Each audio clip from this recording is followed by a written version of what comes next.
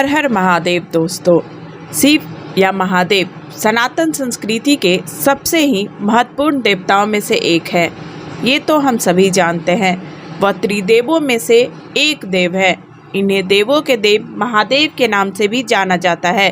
इन्हें भोलेनाथ, शंकर, महेश, रुद्र, नीलकंठ, गंगाधर आदि कई नामों से भी जाना जाता है। तंत्र साधना में इन्हें भैरव के नाम से जाना जाता है। शिव हिंदू धर्म के ऐसे प्रमुख देवताओं में से एक है जो वेदों में इनका नाम रुद्र है और शंकर जी को संहार का देवता भी कहा जाता है। शंकर जी सौम्य आकृति व रौद्र रूप दोनों के लिए विख्यात है। अन्य देवताओं की अगर माने तो ये सृष्टि की उत्पत्ति, स्थिति व संहार के अधिपति शिव को ही मानते हैं। शिव का अर्थ यद्यपि कल्याणकारी माना गया है, लेकिन वे हमारे लय एवं प्रलय दोनों को अपने अधीन किए हुए हैं। रावण, शनि, कश्यप ऋषि आदि इनके कई भक्त हुए।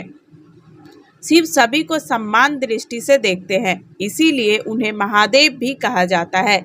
अगर पुराणों की देखें तो भोलेनाथ स्वयंभू है, लेकिन भोलेनाथ से जुड़ी कई रहस्यमयी कथाएं प्रचलित है। आज की इस वीडियो में हम सब मिलकर इस कथा को सुनेंगे और मैं आपको बताऊंगी कि भगवान शिव से जुड़ी कई रहस्यमयी बातों को, जिसे आप सुनेंगे और कमेंट बॉक्स में हर हर महादेव जरूर लिखेंगे।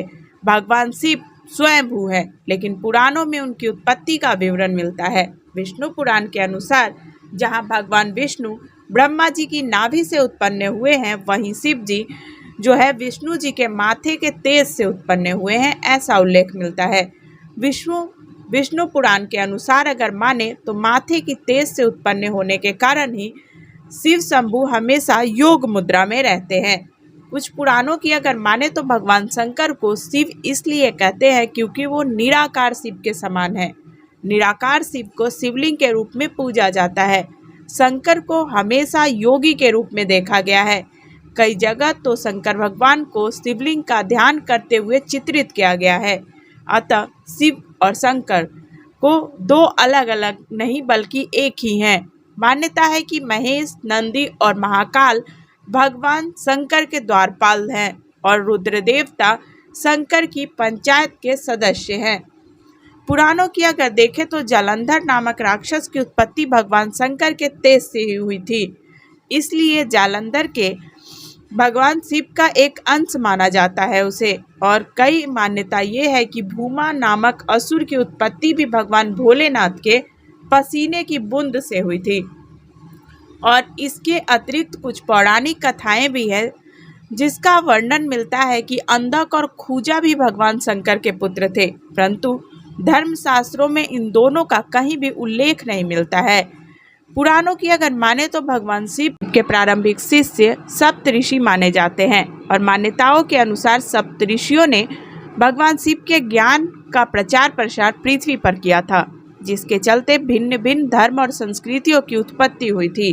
भगवान शिव ने ही गुरु शिष्य की परंपरा को शुरू किया था और शिव के शिष्य में बृहस्पति, विशालाक्ष, शुक्र, सहस्त्रार्थ, महेंद्र, प्राचेतस, मनु और भारद्वाज शामिल थे। और भगवान शिव की दो पत्नियां थी, ऐसी मान्यता है। पहली पत्नी देवी सती और दूसरी माता पार्वती। लेकिन यदि हिंदू पौराणिक कथाओं की माने तो भगवान नीलकंठेश्वर के ने एक दो नहीं बल्कि 4 विवाह किए थे। उन्होंने यह विवाह आदि शक्ति के साथ ही किए थे और भगवान शिव ने पहला विवाह माता सती के साथ किया था, जो प्रजापति दक्ष की पुत्री थी। माता सती के पिता द्वारा भगवान शिव के अपमान न सह पाने के कारण उन्होंने अपने प्राणों की आहुति दे दी थी। इसके बाद हिमालय की पुत्री पार्वती के रूप में उन्होंने जन्म लिया और आदि शक्ति से फिर भगवान शंकर ने दूसरा विवाह किया। हमारे धर्म ग्रंथों में भगवान शिव की तीसरी पत्नी का नाम उमा बताया जाता है और देवी उमा भूमि की देवी मानी जाती हैं। भगवान शिव की चौथी पत्नी माँ महाकाली को बताया जाता है और उन्होंने इस पृथ्वी पर भयानक दानवों का संहार किया और तीनों लोक की रक्षा की थी।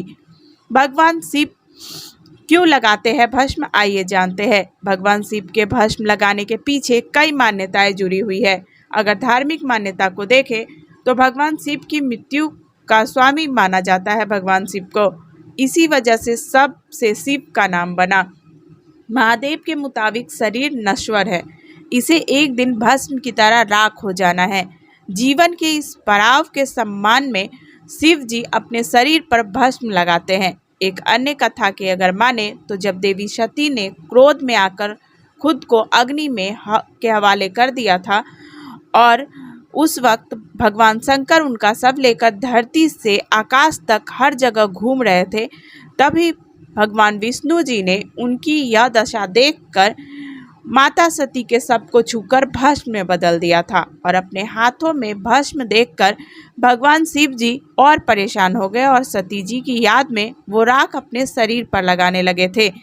भगवान शिव को आदि पुरुष कहा जाता है और इसी वजह से माना जाता है कि भोलेनाथ ही एकमात्र ऐसे देवता है जिन्होंने हर युग में अपने भक्तों को दर्शन दिया है।